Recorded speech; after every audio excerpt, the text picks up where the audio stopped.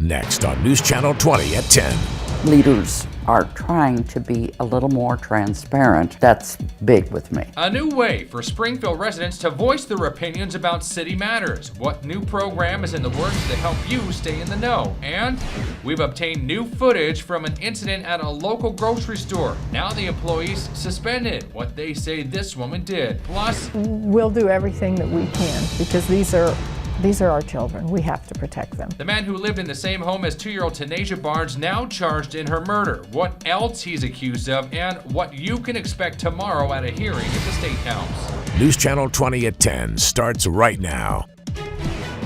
Good evening. Thanks for joining us on News Channel 20. I'm John Hanson. Stacy's off tonight. Now, those stories in just a moment, but first, it is freezing outside, and it doesn't seem to be letting up anytime soon.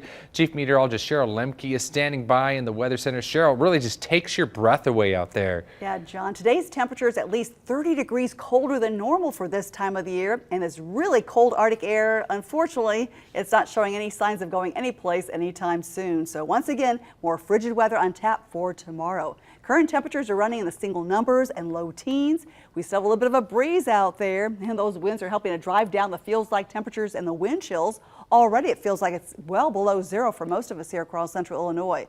And you know what? It gets a whole lot worse before it gets better. Tomorrow morning, stepping out the door, it's going to feel like it's anywhere from 5 to about 10 degrees below zero. And throughout the afternoon, again, temperatures really struggling to warm up. Now, at least our weather's been fairly quiet, compliments of a big area of high pressure, but I am tracking some snow coming in later this week. I'll let you know when it's set to arrive and how much snowfall to expect. Your full storm team forecast in just a few minutes. All right, thank you, Cheryl. Now, severe weather can happen at any time, but March is actually Severe Weather Preparedness Month. Now, the Taylorville tornadoes in December serve as a reminder to always be prepared. That's why you're encouraged to buy a NOAA weather radio so that you can always know when severe weather is headed your way. Well, top story tonight, a new program will allow Springfield residents to voice their opinions about city matters, even if you can't make it to the meetings where they hold the votes. News Channel 20's Amanda Henderson is live with how this program will work. Amanda? John, it's called We the People, and even if you aren't at City Council, you'll still be able to access all the information, just as long as you have a cell phone. Leaders are trying to be a little more transparent. That's big with me. Most Tuesday evenings, you can find the City Council chambers in discussion about topics that can impact your everyday life. But not everyone can make it for different reasons. Sometimes they get home and you put your sweats on and you're just ready to relax at home. What if you could still voice your opinion about what is being voted on from home? Absolutely. Easy. I would do that. Well, as early as next week, that could be a possibility. This is a way that you can stay involved. It's called We the People and will be on the city clerk's portion of Springfield's website. Let your alderman, your mayor, know what's going on. You let them know how you feel about a certain item. It all started in September of last year when A couple who came to city council a lot, for some reason with weather and other things, they weren't able to make a lot of the councils. So Lasco created a program to make sure they didn't feel left out of the meetings. You can sign in by using your name, ward, and email address. Then it will allow you to say you agree, disagree, or are neutral about a decision, and even leave a comment about why you feel that way. That would also inform our aldermen what our wishes were. So I think that's even better. Then the results will be delivered to the alderman and mayor before city council. As for people who answer anonymously or live outside the city, So that would leave it open to whether they live in the city or whether they live outside of the city. they will keep tabs on it to make sure the final opinions are coming from Springfield residents. And when it comes to public reaction, I would definitely do it. Yes. it already has some fans. Lesko says he hopes to have this ready by next Wednesday, which is when all of the ordinances for the following city council will be ready to go. For now, live in Springfield, Amanda Henderson, News Channel 20 at 10. All right, thank you, Amanda. The website can actually be accessed by either your phone or on a computer. Well, to at 10, a father drops his child from a second-story window after an apartment fire broke out. Now, this happened at the 1100 block of West Edwards in Springfield this afternoon. The fire chief tells us the dad dropped his 2-year-old son into a neighbor's arms from a second-story window. Officials then took that child to the hospital with what they're calling non-life-threatening injuries. First responders also gave medical treatment to 2 other people and rescued a cat. Now the fire marshal is investigating how it all started.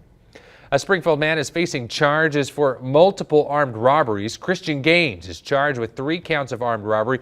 One of the robberies happened in November at the Fast Mart on Wabash and Jerome. The other 2 happened in February at Huck's on Lindbergh Avenue and Famous Liquors on Wabash here in Springfield. Right now, Gaines is in custody in Morgan County on similar charges. Well, caught on camera, employees at a Springfield County market fighting with the woman. This is an exclusive video shot by a customer from the February 22nd incident. You can see a man there forcibly holding that woman down until police showed up. The company later saying that that man is a store employee. And we've obtained more footage from the incident tonight. Now, this video appears to show the woman moments earlier going behind that counter desk, searching and then grabbing something until she's confronted by someone there on the right. Now, Alice Jordan is the woman in those pictures and is charged with aggravated battery and retail theft. She's accused of trying to steal 8 packs of cigarettes and a bag of candy. The employee says that she also bit him. Now, both employees are suspended. The store's parent company says, quote, "We do not tolerate the type of language used or actions taken as seen on the video in any way, even when defending themselves. We take this matter very seriously. We care about the safety of our associates and our customers." New developments tonight. Anthony Myers, the man who lived in the same home as Tanisha Barnes, now charged with her murder. Myers is the boyfriend of Tawaniko Davis, Tanisha's mother. Tanisha was 2 years old when she was killed last month. Now, the little girl died of starvation, dehydration, neglect, and the cold. Her mother is also charged with murder, involuntary manslaughter, and endangering the life and health of a child.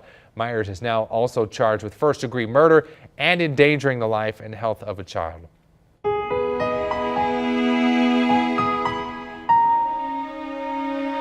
In our continuing coverage, DCFS exposed. Tomorrow, lawmakers are holding a meeting at the Department of Child and Family Services examining their role in 2-year-old Tanisha Barnes' death. Anna Espinoza has a preview tonight of that meeting. Anna? I spoke with 2 representatives that are leading the charge on this, Representative Feigenholtz and Representative Scheer, and they tell me there are 2 objectives for the hearing. One is to get answers, and the other is to figure out what needs to change. My goal is that we can figure out what the problem is, and then we can find a solution. On February 11th, 2-year-old Tanisha Barnes died in her mother's home from malnourishment, dehydration, starvation, and the cold, just months after being returned from DCFS custody. Now, Illinois representatives want answers. We owe it to this child to try and get to the bottom of it. The hearing will include members of the Adoption and Child Welfare Committee and Representative Scheer, as well as the interim director of DCFS, Deborah Dyer Webster. She is going to be there. I believe that the ACLU will be testifying. DCFS will do their presentation, including a timeline, and then the committee members will be allowed to ask questions. The committee has also invited agencies that were involved in Tanisha's case, like Webster Cantrell Hall and Baby Talk. They will also be discussing the Inspector General's report about the 98 children that died last year with connections to DCFS. We need to drill down into what is going on at the agency and where we may have fallen short as a state. Representative Feigenholtz says change is necessary within DCFS and hopes that this is the start. We have a lot we have to do to make this agency function well and get focused on child protection, and this is just the first step. And Representative Scheer agrees. We'll do everything that we can because these are our children. We have to protect them. Tomorrow's hearing will be held here at the Capitol at room 122 at 2 p.m. and it is open to the public. For now, in the Capitol, Anna Espinoza, back to you. All right, thank you, Anna. Well, Illinois roads and bridges might be getting a facelift soon. That's if lawmakers can put together a capital spending plan. The Illinois Department of Transportation says that they need at least $13 billion to fix Illinois' roads and bridges, sewers, buildings, and other infrastructure systems.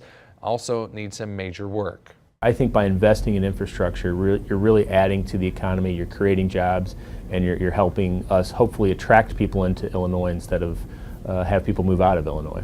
And so how do they plan on paying for these improvements? Officials say a couple proposals include raising the gas tax so that you pay more at the pump or diverting money that's already coming in. Lawmakers hope to have this capital spending bill ready for a vote in May.